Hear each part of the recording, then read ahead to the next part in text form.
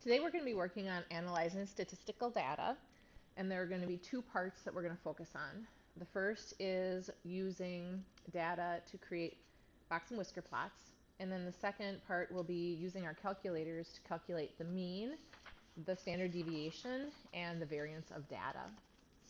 So this first part, with our stem and leaf plot, we've got our data all organized for us.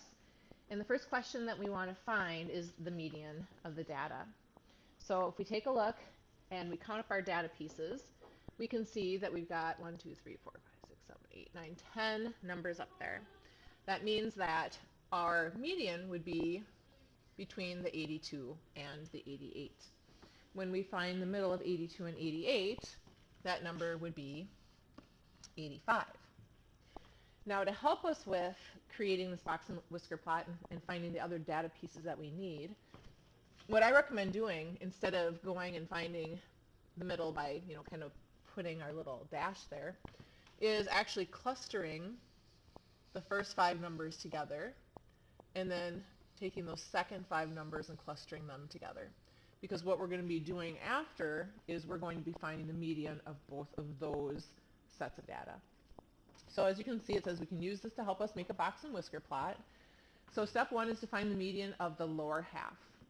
So once we've got that median, then we look at that lower half of data, which is those numbers from 74 to 82. And if we find the middle of that, you can eyeball it, you can mark them off, like those two would match up together, those two would match up together. And so we can see that that median is 79. That is what is called the first quartile. Now the second quartile is the median, which we had previously found. That's the median of the entire set of data. So all we need to do is just write that number down again.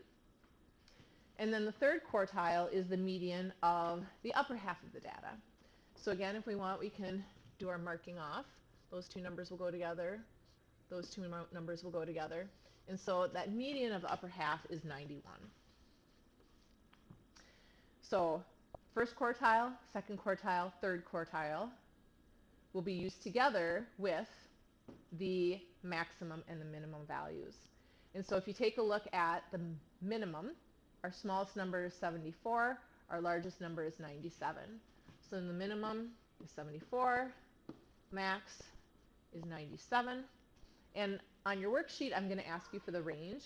So if you recall, when we were talking about mean, median, and mode previously, I reminded you that the range is taking the high minus the low. So range, we would take 97, subtract 74, and our range would be 23. That's just a number, but it's not one that we'll use in our box and whisker plot. Okay, so how do we make this? What we'll want to do is we'll want to look at that range. We'll look at the low number, 74, the high number, 97, and we'll create a number line. We'll want to make sure that we can get those numbers in. And what we'll want to do is just say, oh, okay, maybe I'll go from 70 to 100. Go ahead and go by 5s or 2s or whatever it is that you feel that you want to do. But do not just put the numbers in that are used for our first, second, third quartile, etc. So I'm talking and I'm trying to write at the same time. It doesn't work real well. So here we go, 95, and we'll go up to 100. Okay, so now when we do our box and whisker plot, we're going to put our minimum on, which is 74, and eyeball where that would go. Our first quartile was 79, so I'll look to where 79 would be. Our second quartile was 85. Our third quartile was 91. And then our maximum is 97. So what happens is we connect the outermost points. Those are our whiskers. So third quartile to the max, first quartile to the min. Then you put a box that goes through the first and third quartile, and then you always put a segment right through the median. Now some people might wonder why we do these box and whisker plots. It kind of seems pointless. Usually what they're used for is comparison's sake. Like for instance, this might be the data of test scores. And so perhaps I might have, this green box and whisker plot being maybe my first hour class. Maybe my second hour class, my box and whisker plot looks like this. And some questions could be answered about this. Like for instance, you might say, which class had the higher median? Well, you can see that second hour is blue, the median is higher. It looks like it's about 90. I could say, which class seems to have a more, I don't know, tight range of values. And that's when you would look at that interquartile range. So you look at that box from the first to the third quartile. You look at the spread. And so you could say, well, it looks like second hour's scores were probably closer together than first hour's scores were. You could say, which class had the highest maximum?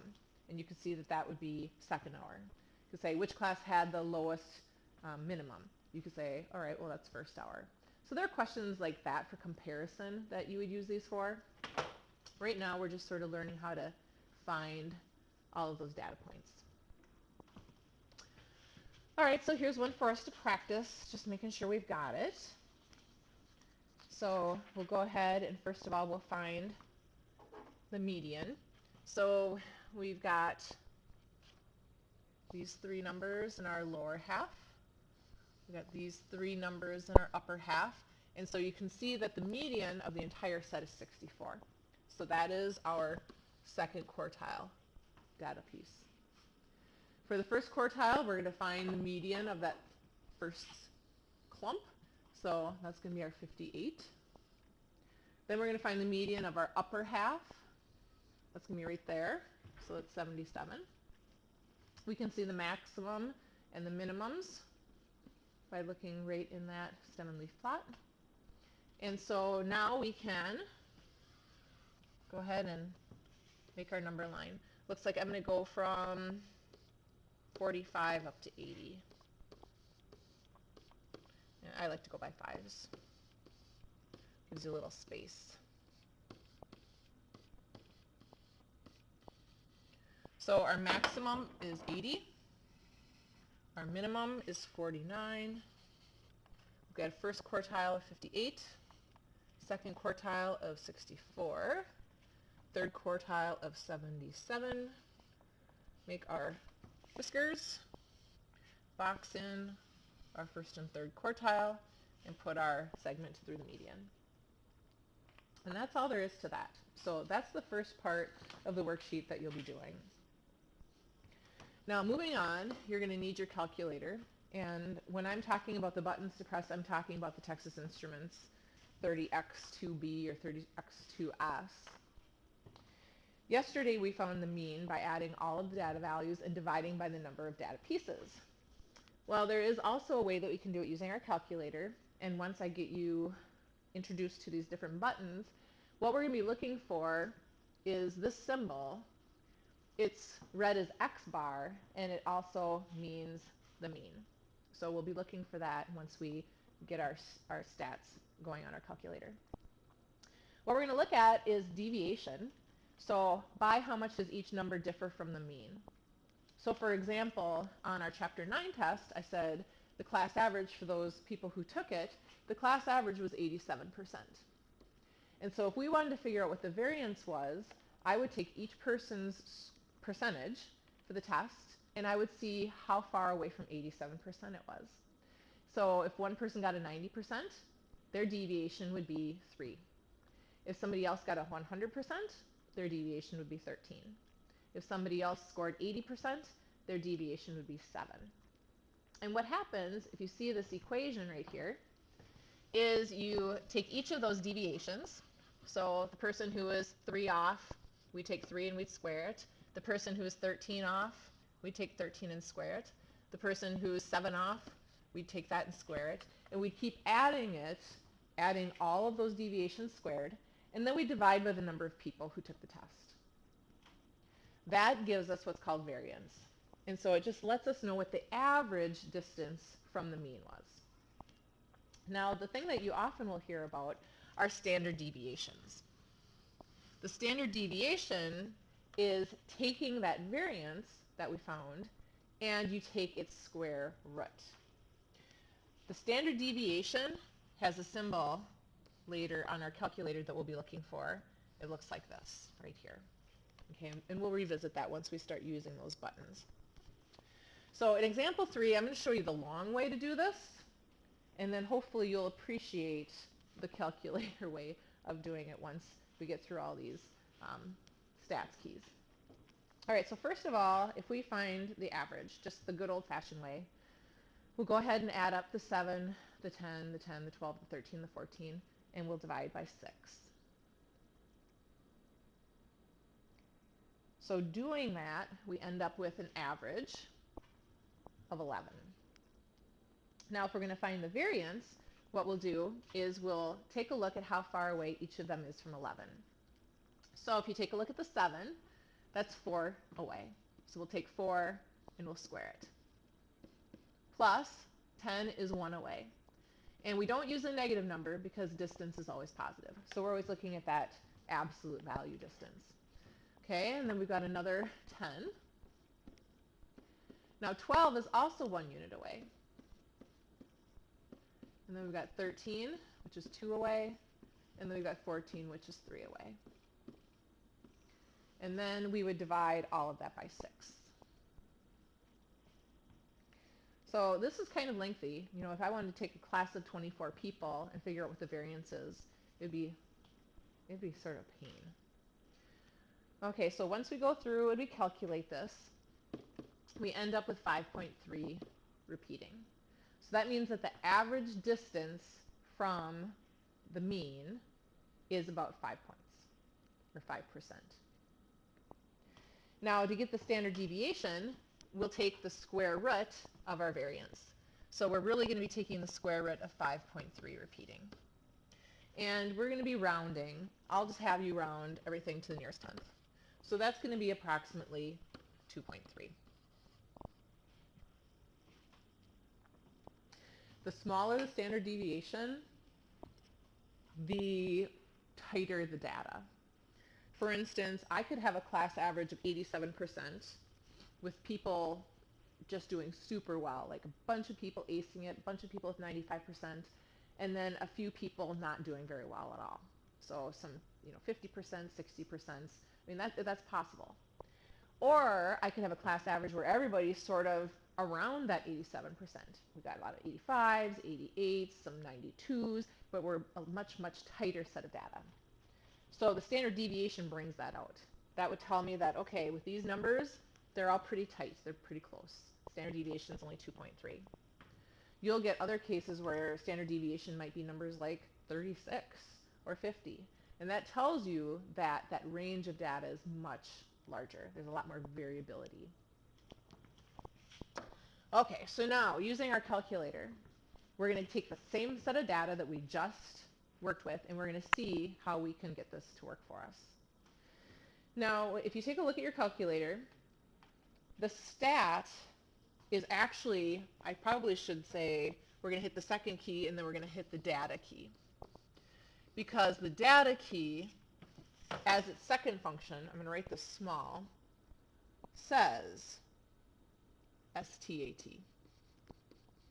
So what you're going to do is you're going to hit the second key, hit the data key, and what you'll see is either VAR1 or on some of the newer versions, like the calculator I have in my hand, it says 1-VAR. What you want to do now is you want to hit enter. And what you'll see is a flashing cursor. Okay, so you're going to see this cursor that's flashing at you. Now you're going to just hit the data key again. So if you hit the data key, what's going to happen is it is going to give you an x sub 1. And what the x sub 1 does is it lets you put in your first piece of data. So since our list has 7, what you're going to do now is you're going to type in the 7. And so let me do that. And then what you're going to do next is you're going to hit a down arrow. And if you look to the right of your calculator, you can see in the corner there's an up arrow and there's a down arrow. So hit the down arrow, and then it's got FRQ, which means frequency. Now it already has a 1 that's preset there for you. And that's fine for us because there is only 1 7. So since that's okay, we won't need to change it. Go ahead and hit the down button again. Now our second data piece is a 10. So type in the 10, hit the down button. This time we need to change the frequency into a 2. So you don't have to clear anything or delete anything. Just go ahead and type a 2. It just changes it for you. And hit the down button. Okay, our third data piece is 12. So type in 12, hit your down button, and again the frequency, we're going to want a 1. Hit the down button. Our fourth unique number is 13, and it has a frequency of 1.